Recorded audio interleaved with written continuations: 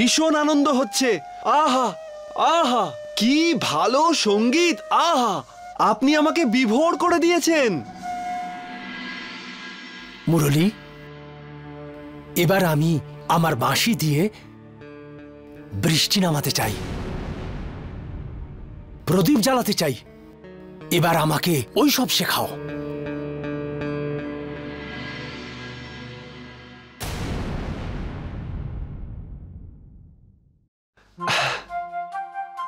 হে মহারাজ, আপনি আপনার এই সৈনিকদের দেখুন।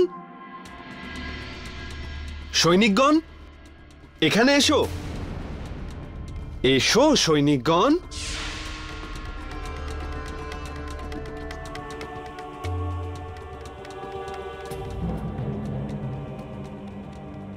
সৈনিকগণ, তোমরা দুজনে কত বছর ধরে মহারাজের এখানে সৈনিকের কাজ করছো?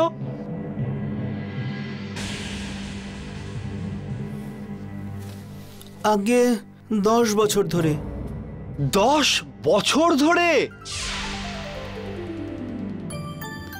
মহারাজ, এই সৈনিক আপনার কাছে 10 বছর ধরে কাজ করছে। অর্থাৎ এই দুজন সৈনিক নিজের জীবনের অনেক বড় সময় আপনাকেই সেবা করে এসেছে। কিন্তু ভগবান, আপনি কখনো এই সৈনিকদের নাম জানতে চেয়েছেন? ভগবান, আপনার এই সৈনিকের নাম গোবিন্দ, আর ওর নাম বালা। ভগবান, সবার প্রথমে আপনার হৃদয়ে আপনার এই সৈনিকদের জন্য প্রেমের সঞ্চার ঘটানোর প্রচেষ্টা শুরু করি।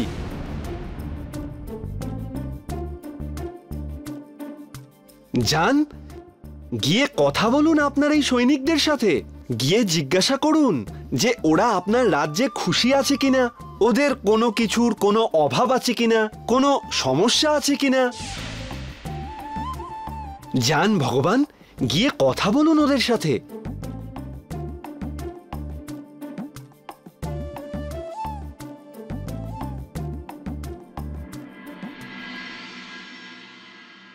হে গোবিন্দ, হে বালা, এ তো আমার সৌভাগ্য যে তোমাদের মতো প্রভু ভক্ত আমার রাজ্যে আমার সেবা করছে। তোমাদের কাছে আমি কৃতজ্ঞ।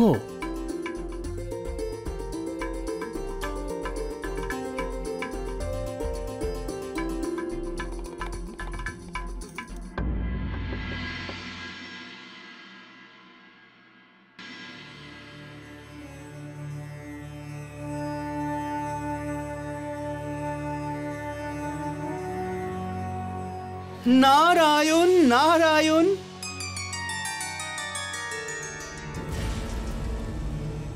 প্রণাম দেবর্ষি। কীর্তিমান ভব। কি ব্যাপার সুদামা, খুব চিন্তিত দেখাচ্ছে তোমায়? জগতের সব থেকে বড় মানবতার শত্রু পাপী অত্যাচারী এই পৌণ্ড্রকের সঙ্গে প্রভু মিত্রতা স্থাপন করতে ব্যস্ত। এই কথাটা আমি কিছুতেই বুঝতে পারছি না। প্রভু ওনাকে বাঁশি বাজানো শেখাচ্ছেন। আমি এই দুষ্ট রাজার সেবক হয়েছি, তাতে আমার কোনো দুঃখ নেই। কিন্তু মহর্ষি এই পৌণ্ড্রকে শাস্তি দেওয়ার বদলে পুরস্কৃত করছেন, এই কথাটা আমার মাথাতে ঢুকছে না। সুদামা, উনি তো সর্বশক্তিমান। কতই বা সময় লাগবে প্রভুর পৌণ্ড্রকে শায়েস্তা করতে? ওটা উনি এক মুহূর্তে করতে পারেন, কিন্তু এমন বাসনা নেই প্রভুর। শুধু এই পাপীকে নয়, পাপকেও সমাপ্ত করতে চান উনি। অধার্মিক নয়, অধর্মই হলো না শত্রু। প্রভু তো পৌণ্ড্রকে সঠিক পথে আনার চেষ্টা করছেন। আর সেটা যদি না হয় তো? এবার এটা পৌণ্ড্রকের ব্যাপার যে উনি ওনাকে সাহায্য করবেন নাকি ওনার কর্মের ফল পাবেন। ধর্মের তো জয় নিশ্চিত হবে। হে মুরলী মনোহর, খুব সুন্দর অনুভূতি হয়েছিল। প্রেম। ভগবান, এবার আপনি শুধু আপনার বাঁশি বের করুন আর বাজান ওটা, কিন্তু প্রেম দিয়ে। প্রেম দিয়ে।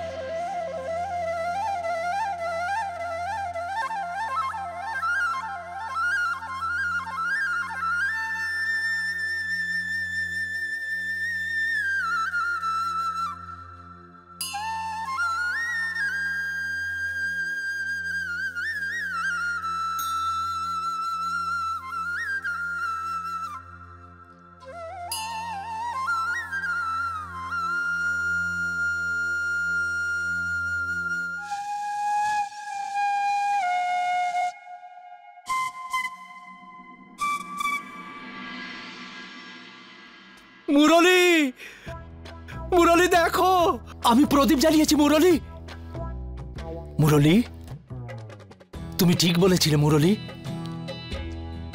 যতক্ষণ না আমার হৃদয়ে ক্রোধের স্থানে প্রেম ছিল না, ততক্ষণ সঙ্গীতের উচ্চ মার্গ স্পর্শ করা অসম্ভব ছিল। ভীষণই ভালো কথা বলেছেন আপনি ভগবান। আমি তো সর্বদাই এটাই চাইবো যে আপনার এই প্রেমকে আপনি আপনার হৃদয়ে স্থান দিন, আর ওখান থেকে বাকি সব কিছু।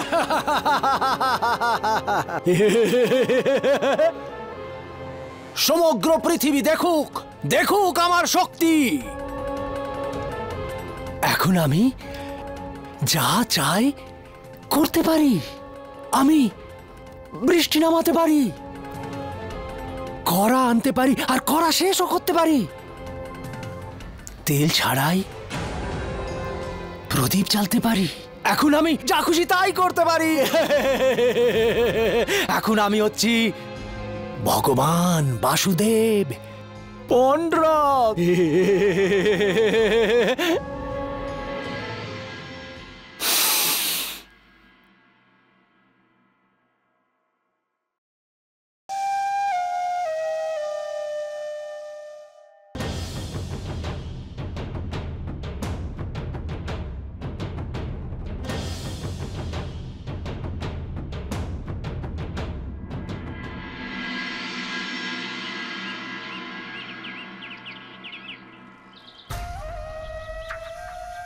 কি হয়েছে?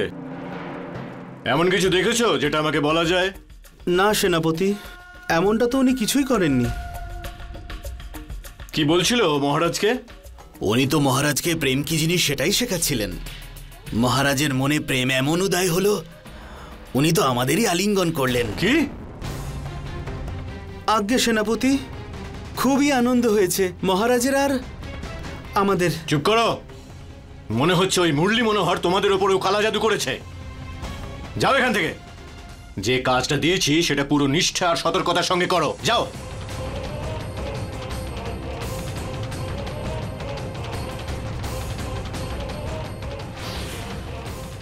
যাই হোক না কেন, আসল সত্যিটা কি সেটা আমি বার করেই ছাড়বো।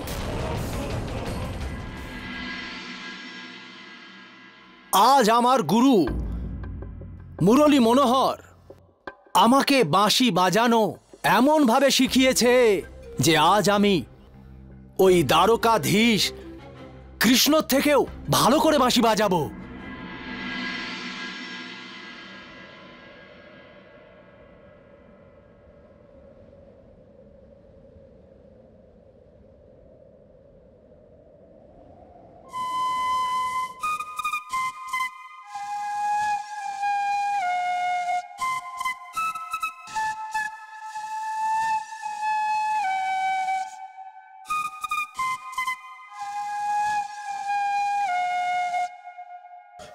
উত্তম, অতি উত্তম। বাস্তবেই কৃষ্ণও আপনার সামনে দাঁড়াতে পারবে না। প্রভু, অভিনন্দন, অভিনন্দন আপনাকে। আপনি তো সম্পূর্ণ রূপে বসুদেব হয়ে গেছেন। না,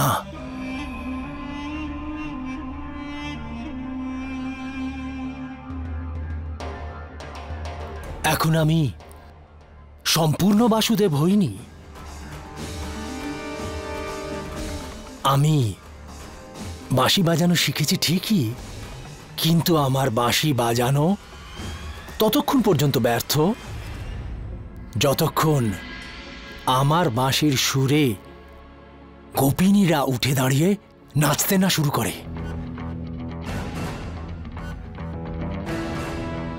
আমারও ওই কৃষ্ণের মতো গোপিনী হবে। সেনাপতি, হ্যাঁ মহারাজ। যাও আর গিয়ে ধরে আনো অনেক গোপিনীদের। আমি তাদের সাথে রাসলীলা করব।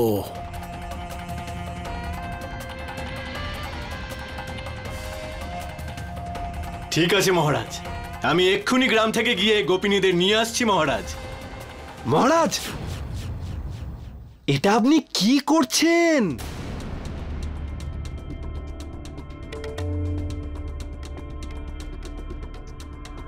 ভগবান, প্রেমে ডুবে থাকা গোপিনীদের ওই অবোধ কন্যাদের হরণ করলেই পাওয়া যায় না।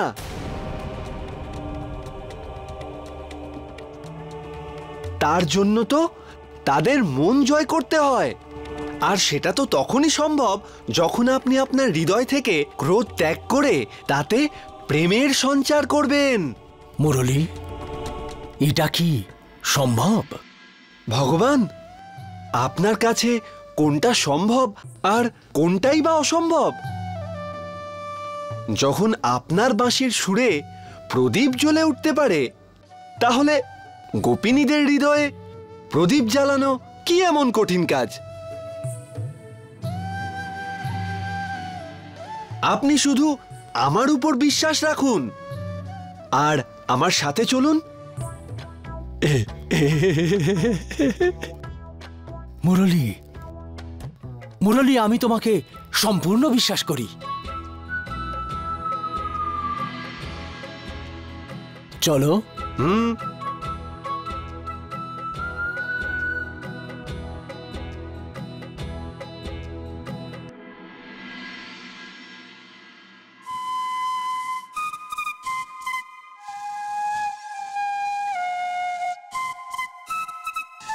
বাহ ভগবান, বাহ!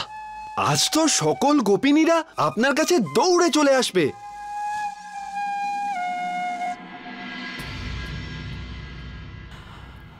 আমাদের এই মুরলীকে শীঘ্রই কিছু করতে হবে, অন্যথা আমাদের এই শক্তিশালী রাজাকে প্রেম পূজারী বানিয়ে ছাড়বে। সেনাপতি, এই মুরলীর ব্যাপারে কিছু জানতে পারলেন? এখনো পর্যন্ত না, কিন্তু আপনি নিশ্চিন্ত থাকুন, আমি আমার গুপ্তচরদেরকে ওর উপর নজর রাখতে বলেছি। খুব তাড়াতাড়ি ওর আসল স্বরূপ আমাদের সামনে চলে আসবে।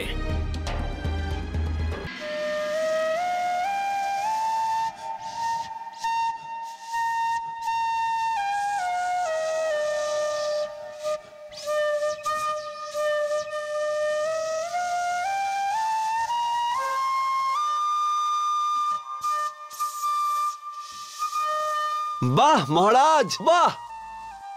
এমন সুন্দর সুর শুনলে শুধু এখানকার কেন, গোকুল থেকেও গোপিনীরা দৌড়ে আসবেন।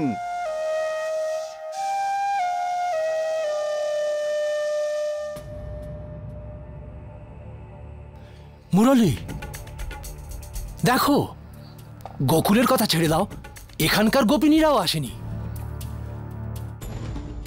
যদি গোপিনীরা না আসে, তাহলে আমি রাসলীলা কি করে করব, আর কি করে হব সম্পূর্ণ বাসুদেব? ভগবান, এখানেই তো সবকিছু ভুল হয়ে গেল।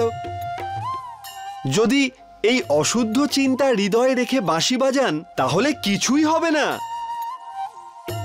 এসব চিন্তা নিজের মন থেকে ত্যাগ করুন আর শুধু প্রেম দিয়ে বাঁশি বাজান। তখন দেখবেন গোপিনীরা দৌড়ে চলে আসবে। প্রিয় মিত্র, তোমরা ওখানে কেন দাঁড়িয়ে আছো? একটু এদিকে এসো আর এখানে বসে আমার বাঁশির সুরেলা ধ্বনি শোনো। এসো আর ভগবানের পাশে বসো আর ভগবানের বাঁশির সুর মন দিয়ে শোনো। এসো।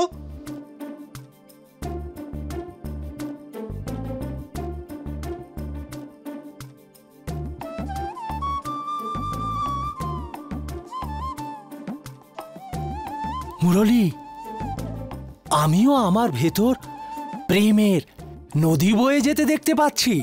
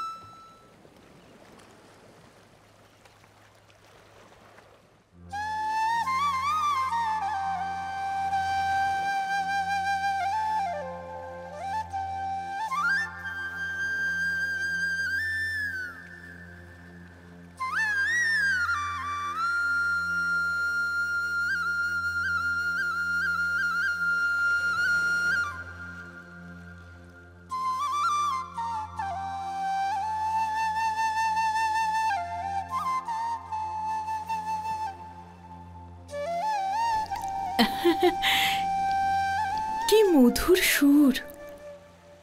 কে ইনি?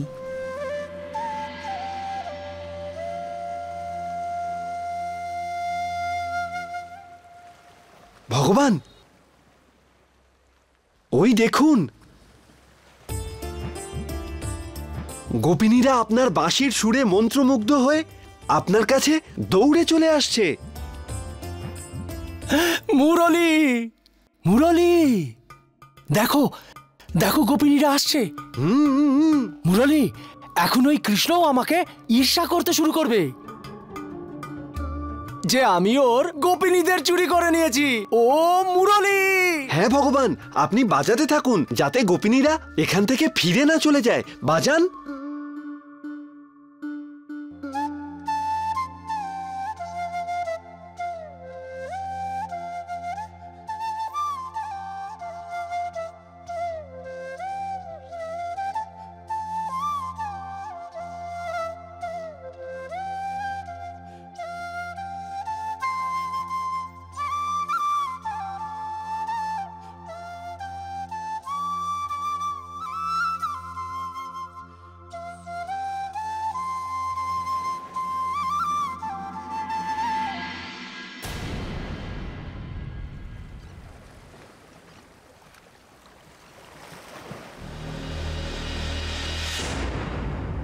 গোপিনীরা, আমি তোমাদের ওপর খুব খুশি হয়েছি। তোমরা সবাই মানবে নিশ্চয়ই যে আমার বাঁশির সুর কৃষ্ণের বাঁশির সুরের থেকে অনেক ভালো।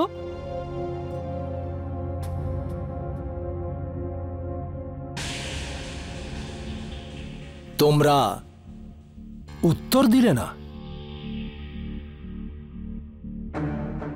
মানবে নিশ্চয়ই যে পৃথিবীতে আমার বাঁশির সুর সব থেকে মধুর। আপনার বাঁশির সুর মন্ত্রমুগ্ধ করে দেয় রাজন, কিন্তু আমরা শুনেছি যখন দ্বারকা অধিপতি বাঁশিতে সুর সৃষ্টি করেন তখন ত্রিলোক নেচে ওঠে। আপনি কৃষ্ণের চেয়ে ভালো বাঁশি বাজাতে পারেন না।